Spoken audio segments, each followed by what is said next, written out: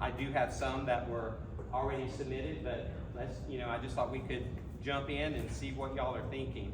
I want to go on and address, there was one that came in about, it said joint enrollment. It's actually called dual enrollment. Dual, and tonight during the Parent Information Expo, I hope y'all can come. We will have a session on this tonight. But dual enrollment is an opportunity for students to be able to earn both high school and college credit while they're still in high school. It's paid through the Georgia Hope funds, so there is no cost. It doesn't cost anything to apply. It doesn't cost, there's no tuition, books are provided, they're checked out, everything. The students would probably have to pay for parking at the local university, but that's the big thing there. As far as juniors and seniors are able to do dual enrollment and can pretty much take any course they want. The state allows sophomores to do it, but they're only allowed to do CTE courses, so electives. So it's really not that big of a benefit necessarily for sophomores. Here at Paul Duke, we really do strongly encourage only seniors to go into it, simply because some of the courses, the colleges have a different sequence.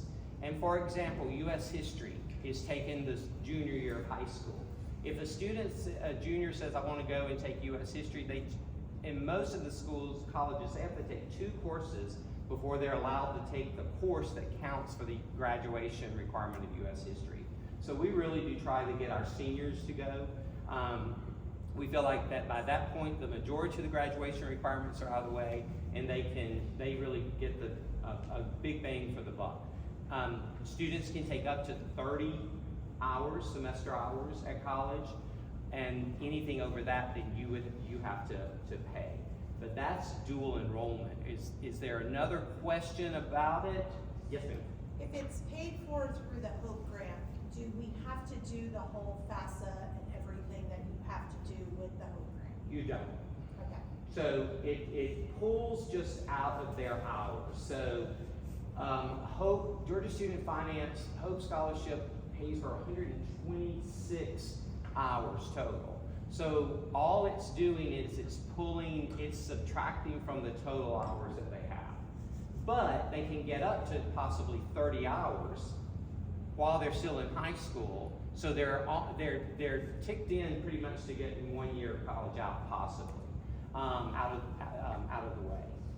In order to apply, the colleges have not opened up their dual enrollment admissions dates yet, but students have to meet the enrollment criteria of the college. So they have to fill out an application, they submit it, they have to have the grade point average, they do have to have SAT or ACT scores and submit those, and they have to submit their transcript to the college as well. The college admissions office will review that, and if the students then are notified if they are accepted. Just to make sure you all as parents understand, dual enrollment means they are treated exactly as a college student. The professors are not going to speak to you. We don't know what their grades are. Your student can pull it up and show you what their grades are in the class, but they are treated exactly like a college student. So we're really looking for students who have a lot of self-drive, responsible, for getting things done. They can go full-time or part-time. So part-time is they take some courses here at Paul Duke, and they take some courses at the local college, or they go full-time to the college, which means they take no courses here at Paul Duke, but they can come back for clubs and different things like that. Any questions about dual? Yes, ma'am. Which colleges can they? All. Now, the thing we have to keep in mind is, can we get to it? So here, the majority of our students either go to Preliminary Georgia State, which is over here off Tilly Mill. They'll go to Gwinnett Tech, and some will go, or at least will look at Georgia Gwinnett College as well. So those are the 3 closest that we have. Yes, ma'am. Can you speak a little bit more about the timing if registration has not dual enrollment at the college level for next year, and right now they're going through? Great question. Your students should have 7 classes by the time they fill up and finish our registration process at Paul D. If they go to and do dual enrollment and are accepted, then they'll meet with me. I'm the dual enrollment coordinator, and y'all are welcome to come, and we will talk about what is your plan, what are you wanting to take, and then based on that, once they register for that class, they have to send me proof of that registration, and then I alter their schedule here. Okay. Do you need a heads up that they're thinking about doing it? Or Not they just really. go ahead and go through this week and then? Go through this week. I'm not entertaining anything with dual right now. Okay. I am on because a lot of students this year, we've probably had more questions about dual, I think, this year than we've had before. So on Friday, the 27th, I'm going to have a block that students can sign up for during Flex Friday to talk through and explain dual enrollment to them. So right now, they just need to do their regular class. Just do their regular registration. I just need them to pretend like they are not doing anything dual and we're just a full-time Paul Duke student. So are there drawbacks to doing dual enrollment? That's an excellent question. There can be. The one is that we're not communicated with about grades. Whatever they earn goes on their high school transcript. If it's a graduation requirement, that could cause issues. Some of the others is, where's your student thinking they're going to college? I can't promise you that a dual enrollment credit is going to be accepted to a college outside of the state of Georgia. There are also some of our colleges in state, Georgia Tech, that really would prefer that any math and science class would be taught by them, taken there on their campus. Here's the one thing that college reps will tell us, but they're never going to say to you guys or to students. They'll go, yes, we will take that dual enrollment credit.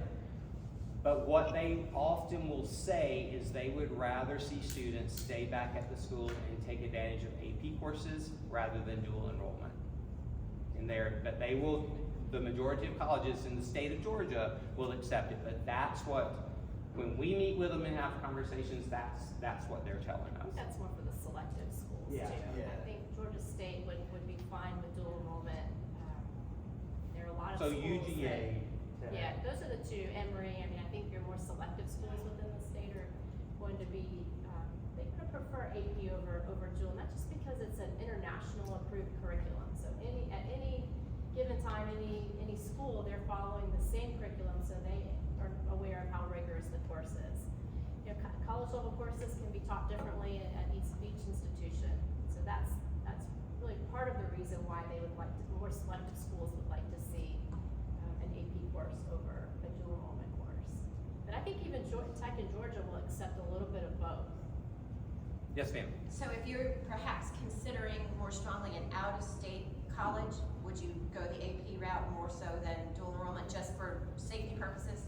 I probably would encourage that. I mean, I think that it is a great opportunity for a student to learn what a college course is going to be like, because there's not going to be, let me remind you of this test coming up. There's not necessarily a lot of options to redo and make up and stuff. So I think that's a good, I think can be a good learning process for students. But if students really want to go out and say, we can't guarantee you that the college will accept that credit. So if a student does dual and then they're applying to college, they're going to send their high school transcript to the college, but they would also send their college transcript as well.